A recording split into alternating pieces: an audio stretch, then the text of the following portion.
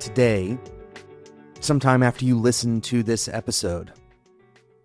Or maybe you'll interview in the next couple of years. It's very likely, if you're listening to this podcast, that you're not done interviewing. And in fact, the advice that we share in this episode applies beyond interviews. It turns out that some of the things that you would practice in an interview also work well in other one-on-one type conversations. We'll talk a little bit about how what we talk about today applies beyond interviews as we go. But there's a critical mass of people in the industry right now who are looking for jobs either because they've recently lost one or because their company is changing in some way that is pushing them to consider leaving. And this isn't a new phenomenon. People leave companies all the time. And it's not a new phenomenon that learning how to interview, learning interviewing skills is distinctly different. Perhaps it's been a while since you last interviewed, and you need to brush up on some of these things. But in today's episode, I'm going to share advice that maybe you have never heard before about interviewing. So today, I'm going to share 2 counterintuitive pieces of advice for your next interview. The first counterintuitive piece of advice I want to share today is to help the interviewer. Now, you probably, if you're like most people, have an immediate reaction to this, where you might feel unsafe, or you might feel like that's an absurd thing to say. But let's inspect this reaction for a second. Why is it that we would believe that helping the interviewer is somehow going to cause a problem? Think about this. Try to figure out, if you had that reaction to me saying that, try to trace that. Try to understand what it is that makes you feel like you're in some adverse position to the interviewer. The truth is, most people who are interviewing right now especially begin to feel this adversity, this kind of me versus you dynamic, because so many interviewers, so many interviews, and so many interviewers, those processes have resulted in some kind of rejection. And so the rejection has been associated with the interviewers, has been associated with the process of interviewing, and now it feels like you are in the position of defense. And so this is a unfortunately unhelpful position to be in. Because what can start to happen is, as the interviewer is looking for information, you might put up a guard. As the interviewer is asking you questions, you might tell stories that come off as clearly defensive or somehow not sharing transparently all of the information that you could share. Now, I want to address before we go any further, this is a very difficult market that a lot of people are looking for jobs in. It's not easy. It can be emotionally incredibly draining. And so it's understandable if you've gotten into this position, if you've gotten into this overall kind of mindset of defensiveness. It's also understandable if you have something that you are actually hiding. There may be some part of your resume that you don't want people to pay attention to. Maybe you've been laid off recently. Maybe you've had a short tenure somewhere. Maybe there's a gap that you don't feel super comfortable explaining. My recommendation for this is to try to get as comfortable with those things as you can. And the forcing function here is, in fact, to help the interviewer. So going back to our original counterintuitive piece of advice, help the interviewer. What does this mean exactly? It means a couple of different things. The first thing that it means is, as the interviewer is trying to understand something, as they ask questions, as they are trying to look for particular information, instead of seeing this as a test, how good can you answer this question, see it as a fact-finding mission where you are arm in arm with that interviewer. This might seem a little bit silly, but if you approach this conversationally, if you start talking about a particular story, and you share some details, and then you ask back the interviewer, did that cover what you were looking for? You're providing the interviewer the opportunity to say no. You're providing them the opportunity to dig a little harder. Instead of asking the same question over and over until you answer it in a way that is in-depth enough for them to respond, you are inviting them to explore as deeply as they would like to. So that's one way that you can help your interviewer. But there are many other ways. For example, you could send a follow-up email with a summary of what was discussed. This isn't a silver bullet. Just because you sent a summary doesn't necessarily bring you to the top of the pack or anything like that. But sending a summary does allow them to review what happened. And this will help you be more memorable. And ultimately, it will help them have a summary of what happened. Interestingly, a lot of interviewers are not necessarily taking summaries in every interview because they have so many to get through. So if you do a little bit of that work for them, when it comes time for that hiring committee to get together, they will likely have more information because you provided it to them about your particular candidacy. Your goal as an interviewer is not to convince a company that you are perfectly fit for a role. This would look like something like an overfit. What you're doing when you help your interviewer is you're trying to define exactly what value it is that you're going to bring. That's what they want to know, and you're helping them by trying to explain exactly that. One important aspect of this is some signal, some information that they may not necessarily have about you yet that doesn't necessarily fit the role perfectly. Now, this is kind of a sub point here that's even more counterintuitive that you would ever want to let on that you're not a perfect fit for the role. But let me explain my reasoning here. If you were to apply for a role where you have extensive experience in, let's say, AWS, and maybe the role prefers Google Cloud, it's very possible that your extensive experience in AWS is more authoritative and provides a clearer story of your experience than if you said, well, I've had a little bit of experience in Google as well.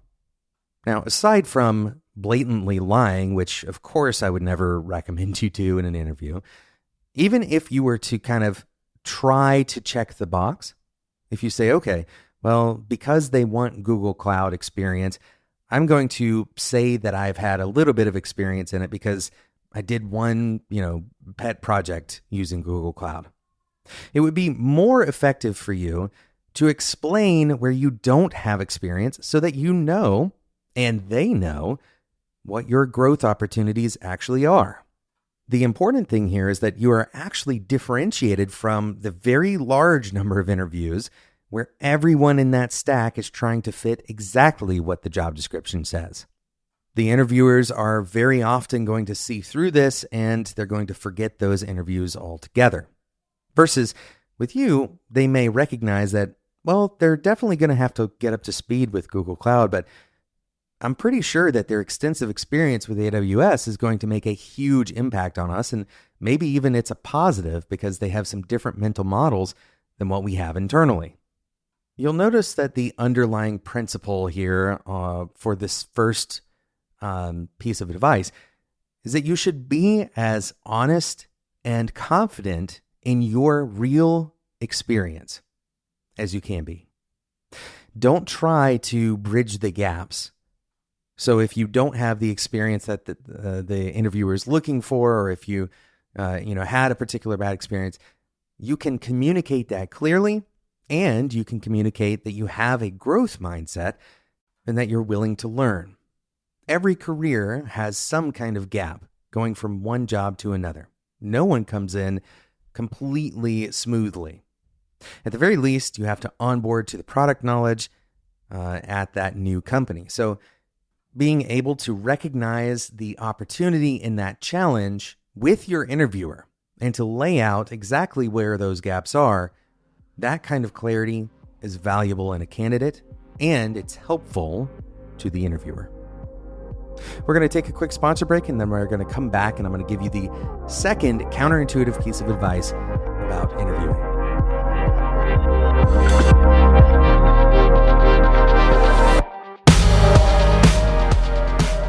When was the last time you had a question about your code base and you went spending hours digging through Slack channels, PRs, Jira tickets, source code, wikis, looking for the answers? Or maybe the last time you bounced out of the IDE to answer a colleague's question. Maintaining a shared understanding of your code base gets harder as the engineering team grows. Getting answers to questions also becomes more time-consuming when you're onboarding new team members or working on refactoring existing projects. Unblocked solves these time sinks. It provides helpful and accurate answers to questions about your code base in seconds. Answers are specific to your team and application because it complements source code with relevant discussions from GitHub, Slack, Jira, Notion, Confluence, and more. Like an extended team member who never sleeps, Unblocked is aware of every decision, every discussion, and for every part of your code base. And with Unblocked, teams ship faster by spending less time digging for information and dealing with interrupts. Check out Unblocked at getunblocked.com. That's getunblocked.com.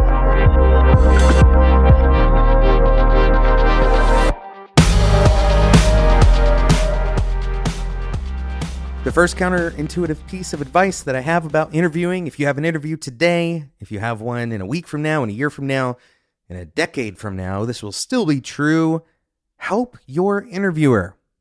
Help your interviewer. We talked a little bit about that before the break.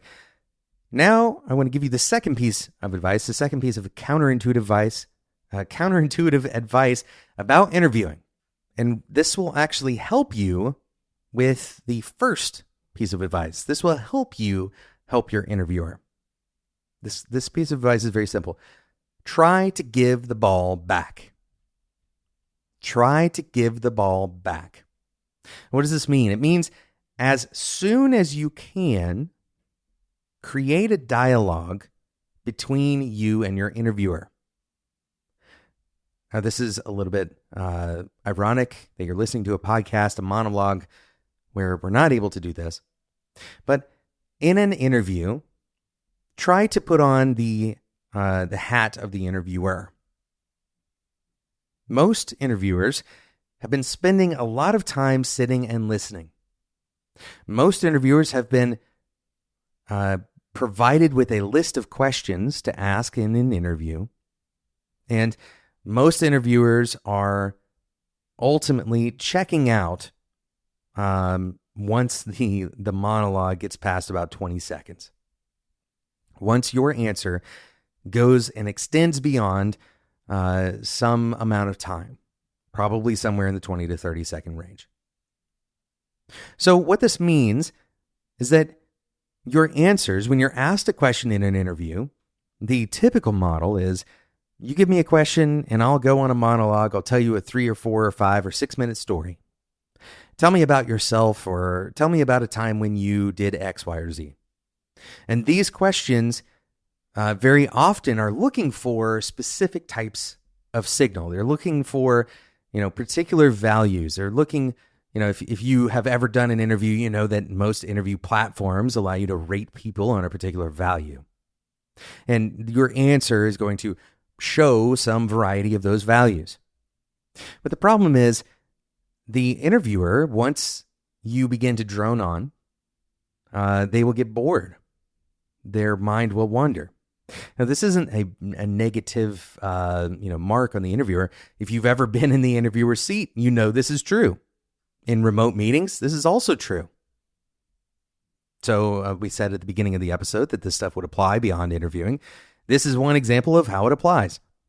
When you have a one-on-one with your manager, don't make it mostly a monologue. Try to give the ball back. The mental model that I have for this in my head, and everybody has a different one, is it's volleyball. The goal of volleyball is to get the ball back over the net, over the top of the net as soon as you can, right? Or to get it set up in a way that it gets over the net. And if it doesn't get over to the net, that's a failure, right? That's going to be a point for the other team. Now it falls apart because we're not necessarily going against our interviewers, as we already mentioned in the first half of the episode. But the goal here is find a way to return the floor, to yield your time back to the question asker. And what this will feel like, here's the important thing I want you to capture here. What this will feel like is that you're not sharing everything. You're not actually telling the whole story. You're not actually explaining all the parts that you think are important or valuable to explain. Now, this requires that you try to pick the parts that are most valuable to explain as early as possible. But then instead of continuing down and drilling into every single detailed topic that you have on your mind, you can instead ask the interviewer, what parts do they want to drill into? Because again, if you're just talking because you have a story to tell, the interviewer may not be getting the signal they need. And the moment that they are not getting the signal they need, that's when they're going to check out. Their mind is going to wander. They're going to go and think about what's for lunch, probably. But if you're engaging the interviewer, then you are much more likely to get better engagement and better memory. They're going to listen to you.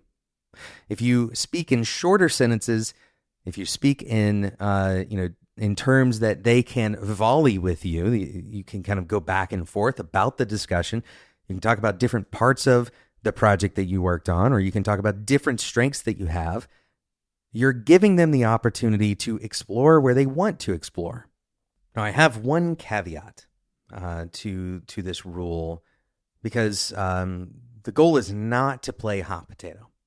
Okay, we're not trying to give the ball back immediately, and 2 or 3 word or 1 or 2 sentence answers usually will not cut it for most interview questions. As a general rule, you want to aim for somewhere between 45 seconds and 1 minute and 15 seconds for most questions, and then adapt to your interviewer. Once again, this is going back to our first point, and this is, in a way, you're helping your interviewer out if you adapt to their style. If they continuously are asking you more follow-ups, or if they are jumping in to dig in, give them more opportunity to do that. Don't try to cut them off or answer or anticipate what they're going to ask. Give them the opportunity to talk more. But if they seem reticent or like they're having trouble coming up with follow-up answers, then you may be a little bit more in the leading seat, leading the conversation a little bit more than they are.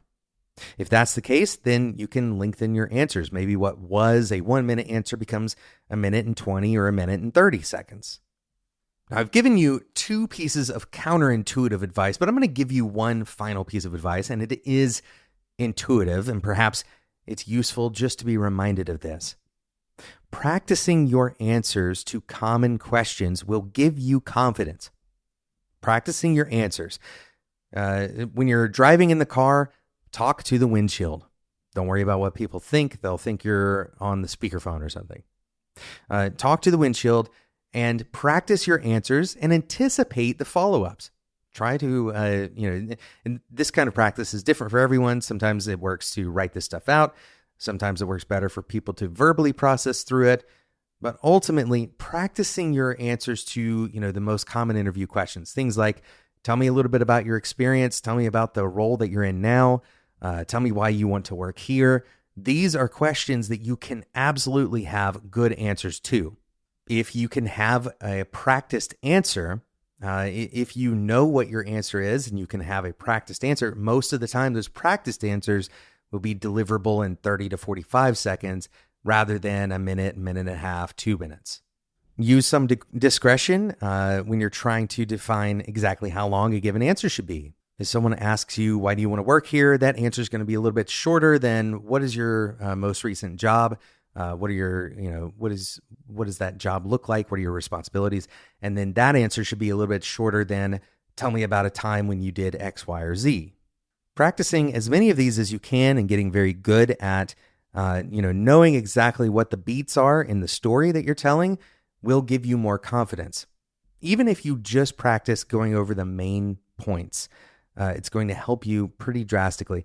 Don't walk into an interview without having some of these basic questions, some idea of how you're going to answer them. And finally, this last piece of advice, this more intuitive piece of advice, definitely applies in your other work.